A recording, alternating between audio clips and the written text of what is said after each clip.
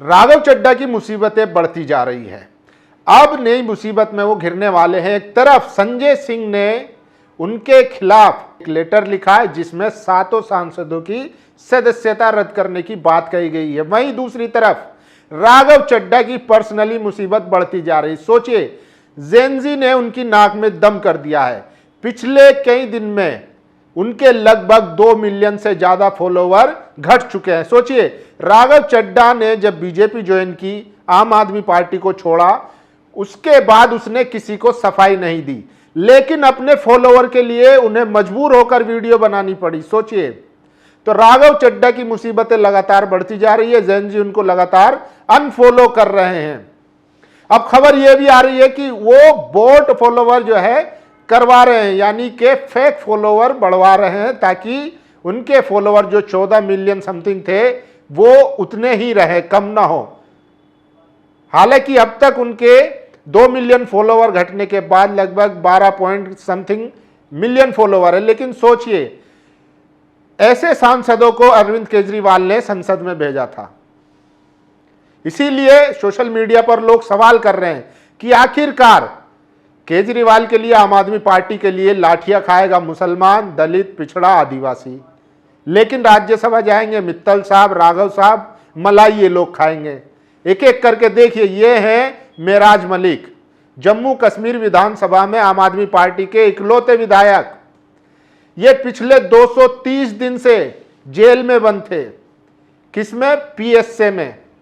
सोचिए, आज इनकी जमानत हुई है और ये बाहर आए थे। इनका जुर्म क्या था? ये जनता के मुद्दे उठा रहे थे, विधानसभा में सवाल कर रहे थे, बीजेपी की आंख में आंख डालकर सवाल कर रहे थे, लेकिन ये झुके नहीं, ना इन्होंने समझौता करा, ना ये बिके, ये अड़े रहे क्योंकि ये वैचारिक तौर पर मजबूत थे। सोचिए, आज केजरीवाल इनको कह रहे हैं कि हमें आप पर गर्व है, तो फिर आपने राघव चड्ढा और मित्तल जैसे, हरभजन जैसे लोगों को राज्यसभा क्यों भेजा? क्यों मेराज मलिक जैसे लोगों को या अमानतुल्लाह खान जैसे लोगों को, जो आपके साथ आप बराबर पड़ताड़ना जेल लिए, जो कई बार जेल में रहे, ईडी की रेड उनके घर पर पड़ी है, इन लोगों को क्यों जेल में नहीं भेजा गया? और इतना ही नहीं, ये तो मुस्लिम जो नेता है आम आदमी पार्टी के, जो लगातार केजरीवाल के लिए लठ खा रहे हैं, जेलों में जा रहे हैं, ईडी का सामना कर रहे हैं। ये देखिए, ये एक और है, गुजरात से आम आदमी पार्टी के विधायक चेतर वसावा, ये आदिवासी हैं, ये भी जेल में रहे आम आदमी पार्टी के लिए।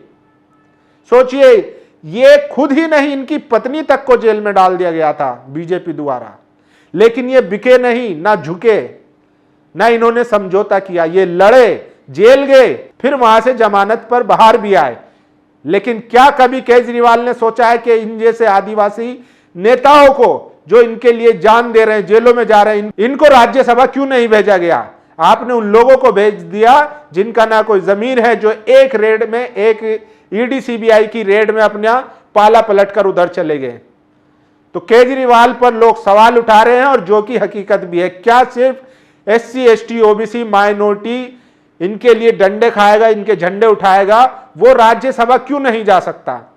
सोचिए, 10 सांसद थे, अब 3 बचे हैं, 7 चले गए बीजेपी में।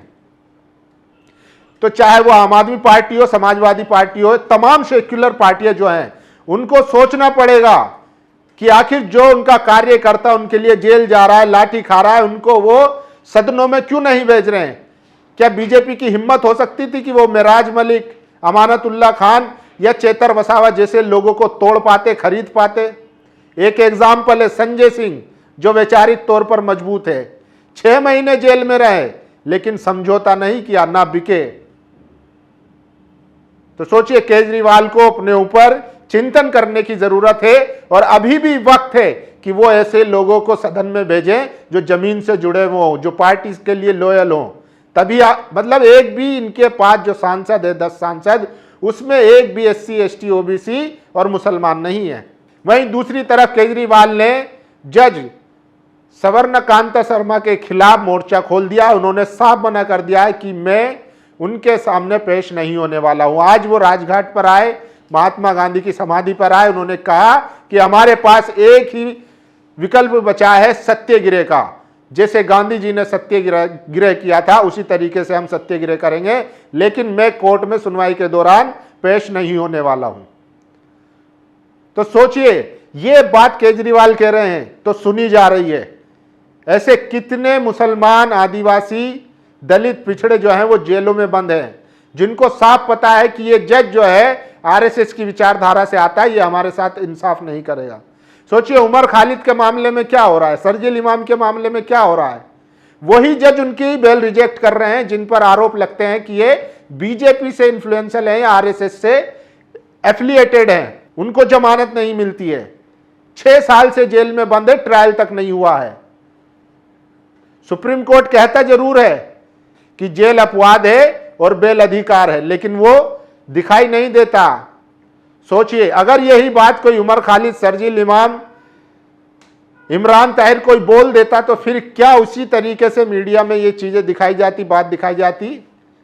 नहीं। लेकिन जिन जज पर आरोप लगा है कि वो आरएसएस की सभाओं में जाती है और उसके बाद उनका प्रमोशन भी हो जाता है, तो खैर वहां चले, अरविंद केजरीवाल ने ही सही, कम से कम किसी ने तो ये बात बोली जो बात मुसलमान पिछले 10 सालों से महसूस कर रहा है कि आज अदालतों में लगभग ऐसी विचारधारा के लोगों का कब्जा हो चुका है जो खुले तौर पर मुसलमान विरोधी है, दलित विरोधी है, आदिवासी विरोधी है, जिसका नतीजा आए दिन आप देख सकते हैं।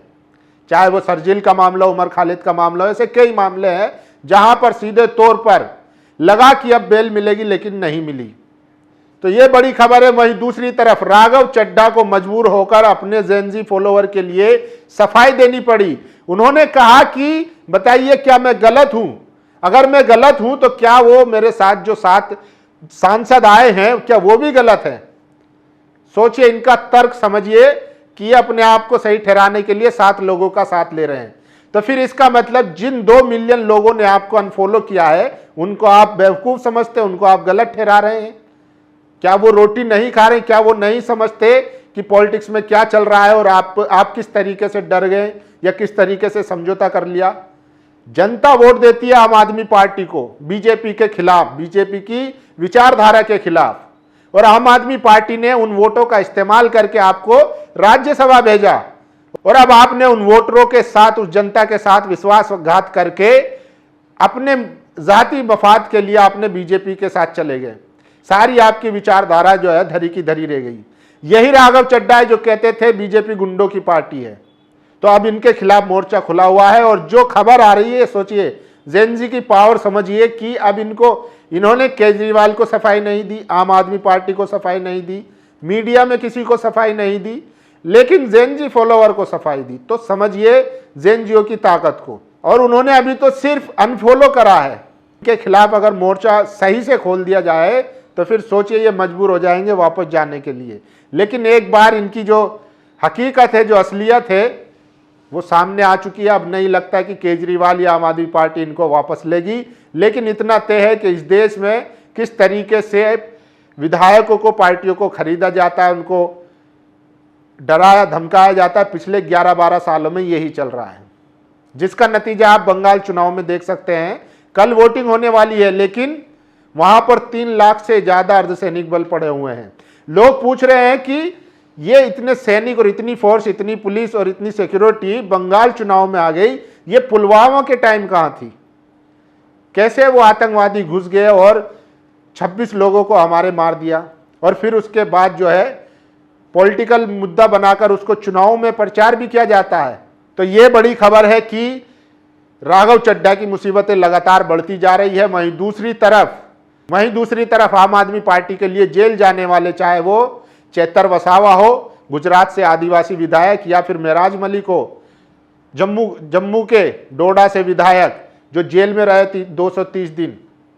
सोचिए, और अभी भी निकलते ही, इन्होंने जेल से निकलते ही जिस तरीके से मीडिया के सामने बीजेपी की और तमाम लोगों की पोल खोली है, वो बताता है कि इनके अंदर कितनी हिम्मत है, कितना साहस है। 230 दिन जेल में रहने के बाद भी ये टूटे नहीं हैं। अभी भी ये उसी मजबूती के साथ सरकार से सवाल कर रहे हैं। तो केजरीवाल को समझना होगा कि वो ऐसे लोगों को राज्यसभा में भेजे, सदनों में भेजे, ताकि अपनी आवाज मजबूती के साथ वहां रख सके, जो ना कंप्रोमाइज हो, ना डरे, ना धमके। बाकी आप लोगों की क्या राय है? क्या वाकई में जो SC ST OBC और माइनॉरिटी के कार्यकर्ता इन तमाम सेक्युलर पार्टियों में अपना जी जान लगा देते हैं, अपनी जिंदगी कुर्बान कर देते हैं, उनको उनका अधिकार नहीं मिल रहा है, तो क्या वो इनसे सवाल तक नहीं करेंगे?